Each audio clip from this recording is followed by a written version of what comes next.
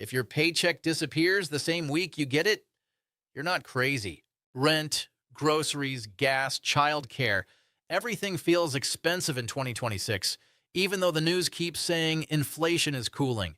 In this video, I'm going to show you a super simple 50, 30 to 20 budget that any U.S. worker can use to survive the high cost of living with real numbers for rent, car, and groceries.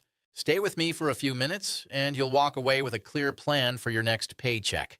Hey, welcome to the channel. If you're a U.S. worker or an immigrant living in the U.S. and you feel like your money never stretches far enough, this video is for you.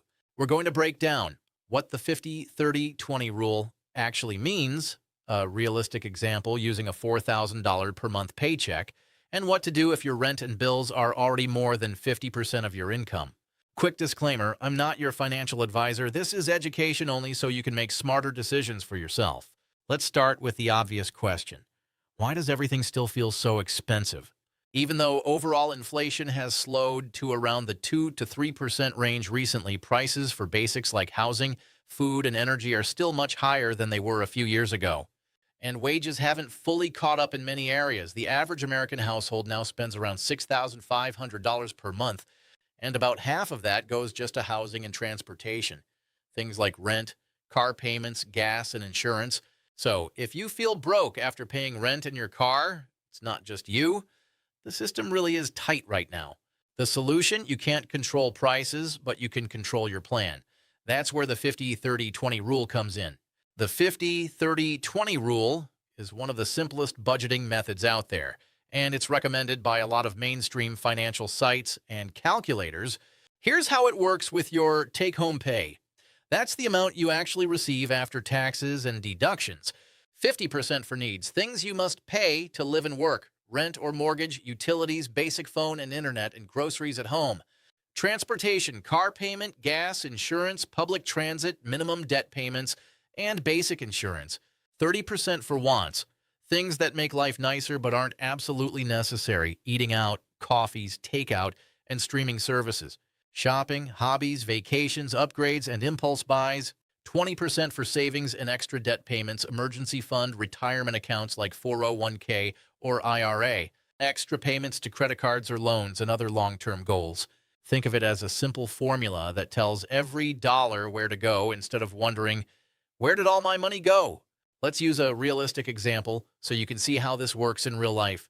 Imagine you bring home $4,000 per month after taxes. Using the 50, 30, 20 rule, 50% needs is $2,000, 30% wants is $2,200, and 20% savings debt is $800. Now let's break down what actually goes inside. For many U.S. workers, the biggest piece is rent. Nationally, the median rent for a one-bedroom apartment is around $1,500 right now. So in our example, your needs might look like this. Rent, $400. Maybe you have a roommate or live outside downtown. Utilities, $150. Internet and phone, $120. Groceries at home, $350. Transportation, $350. Minimum payments on credit cards or loans, $200. That totals $2,570, which is more than the $2,000 target. This is exactly the issue many Americans are facing. Don't panic. The rule is a guide, not a law. If your needs are at 60% or 65% right now, your first goal is to slowly pull that number down. Next, wants. If your needs are very high, this is the first area to attack. Typical wants might be eating out, delivery, or streaming. Eating out and delivery, $300. Streaming, $80. Shopping and gadgets, $200. Hobbies and travel, $620. If your needs are heavy, you might not be able to spend $1,200 here. You might decide to cut this to $600 and fix your situation. Finally, savings and extra debt payments. If you're living paycheck to paycheck, this section might be zero right now. Emergency fund, $300. Extra credit card payments, $250. Retirement, $250. Over 1 year, that's $3,600 in emergency savings. If 20% feels impossible now, start with 5% and grow from there. The percentages are a destination, not where you must be on day one. Let's be real. For a lot of people, after rent and their car payment, they're already over 50% before groceries. So what do you do if the perfect 50, 30, 20 split doesn't match your reality?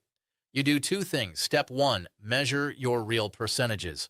Take your monthly take-home pay and list your actual spending. Calculate what percent each category is of your income. You can do this in a notebook, a spreadsheet, or by using free online 50, 30, 20 calculators. Maybe you discover you're at 60, 30, 10, or even 70, 25, 5. That's okay.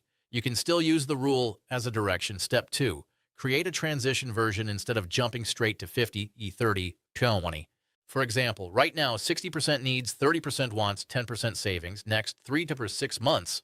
Aim for 60, 25, 15 by cutting $200 from wants. Look for ways to shrink big fixed costs. Can you move to a cheaper place or add a roommate when your lease ends? Can you refinance your car or switch to cheaper transportation? Can you call providers to lower your internet bills?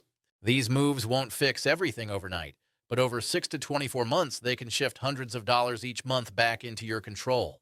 Let's keep this super practical. Here's how to start this week. Step one, write down your actual take-home pay, just what hits your bank account. Step two, track 1 month of real spending. Look at your bank statements and label each expense as need, want, or savings. Step three, calculate your percentages. Divide your totals by your income and compare your reality with the 50, 30, 20 target. Pick one small move this month. Cancel 2 out of 3 subscriptions and move that money into savings, or cut eating out by $100. Call your car insurance company and see if you can lower your rate. It's not about being perfect. It's about moving in the right direction. The cost of living in the U.S. is tough right now, but you're not powerless. The 50, 30, 20 budget gives you a simple blueprint you can adapt. If you found this helpful, like this video, subscribe for more simple money videos, and tell me in the comments, what's one budget change you'll try? Remember, you don't have to fix everything overnight. Just get 1% better with money each month. Your future self will thank you.